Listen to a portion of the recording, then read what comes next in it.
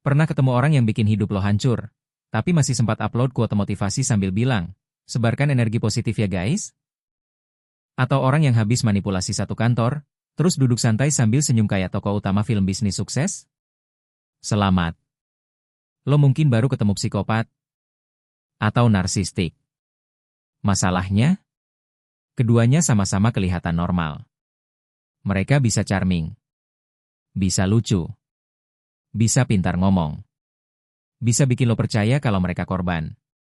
Bahkan kadang, mereka terlihat lebih waras daripada lo. Yang satu nggak punya empati. Yang satu haus validasi. Yang satu dingin. Yang satu dramatis. Tapi dua-duanya punya satu kesamaan. Mereka bisa menghancurkan hidup orang, tanpa merasa bersalah. Dan lucunya, internet sekarang justru memuja sifat-sifat mereka. Savage. Alpha. Manipulatif itu skill. Gak peduli perasaan orang itu keren. Ya. Selamat datang di era di mana gangguan kepribadian dijadikan branding. Hari ini kita akan membahas. Apa bedanya psikopat dan narsistik? Mana yang lebih berbahaya? Kenapa mereka sering terlihat sukses? Dan kenapa banyak orang baru sadar sedang dimanipulasi, setelah mentalnya hancur total? Mari masuk ke dunia manusia yang mukanya ramah, tapi otaknya kayak ruang interogasi. Kenapa orang selalu salah mengartikan psikopat dan narsistik? Internet punya kebiasaan aneh. Semua mantan toksik disebut narsistik. Semua bos galak disebut psikopat. Padahal kenyataannya nggak sesimpel itu. Narsistik bukan sekadar orang yang suka selfie. Psikopat bukan sekadar pembunuh berantai pakai jas hitam.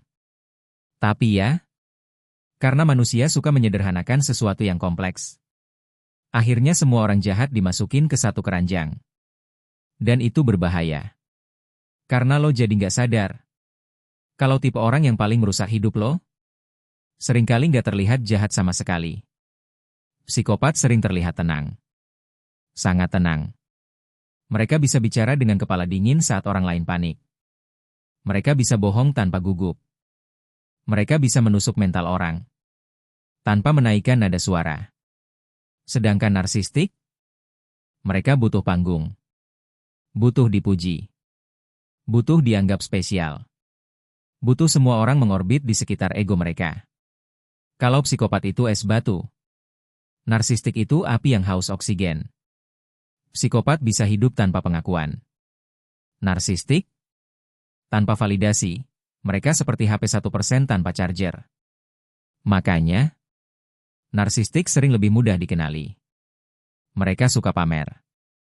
Suka jadi pusat perhatian. Suka cerita tentang dirinya sendiri. Dan kalau nggak dipuji, mukanya langsung berubah kayak film Marvel yang gagal menang Oscar. Sedangkan psikopat, mereka bisa duduk diam di pojokan. Mengamati semua orang. Mempelajari kelemahan mereka. Dan menghancurkan hidup seseorang perlahan seperti orang lagi nyicil cicilan motor. Masalah terbesar? Keduanya sangat pintar memakai topeng sosial. Karena manusia percaya satu hal bodoh. Kalau orangnya ramah, berarti dia baik. Padahal penipu paling sukses di dunia jarang terlihat menyeramkan. Mereka justru terlihat meyakinkan. Apa itu narsistik? Narsistik berasal dari narcissistic personality disorder. Gangguan kepribadian yang membuat seseorang punya rasa superior ekstrim. Haus validasi. Dan minim empati terhadap orang lain. Tapi jangan salah. Narsistik bukan cuma orang percaya diri. Percaya diri itu sehat. Narsistik? Itu ego yang kelaparan.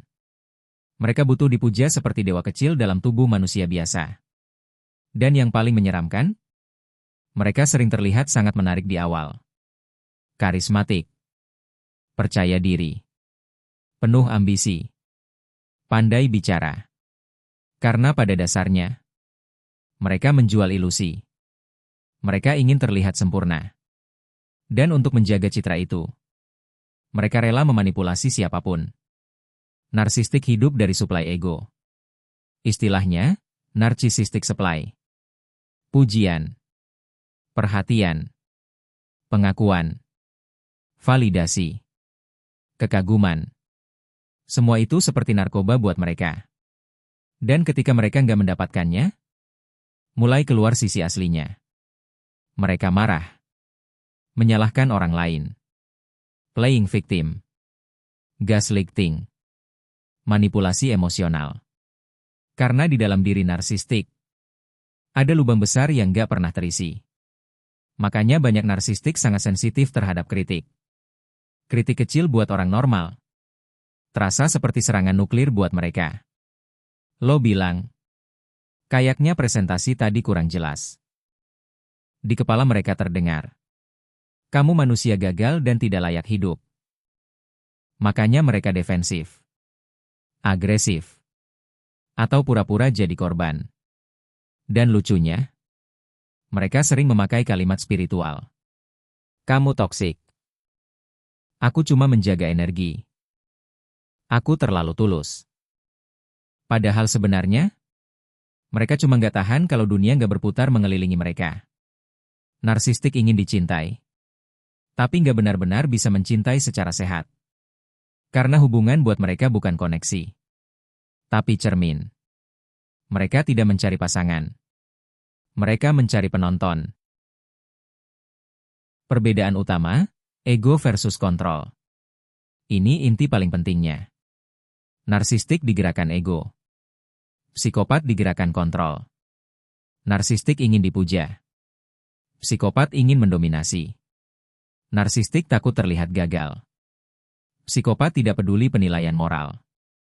Narsistik emosional. Psikopat dingin.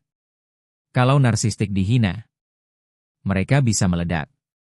Kalau psikopat dihina, mereka mungkin cuma senyum kecil, sambil merencanakan bagaimana menghancurkan hidup lo perlahan. Tekan like kalau lo pernah ketemu orang seperti ini. Tulis pengalaman lo di kolom komentar. Dan share video ini ke teman lo yang masih percaya semua senyuman itu tulus. Sampai ketemu di video berikutnya.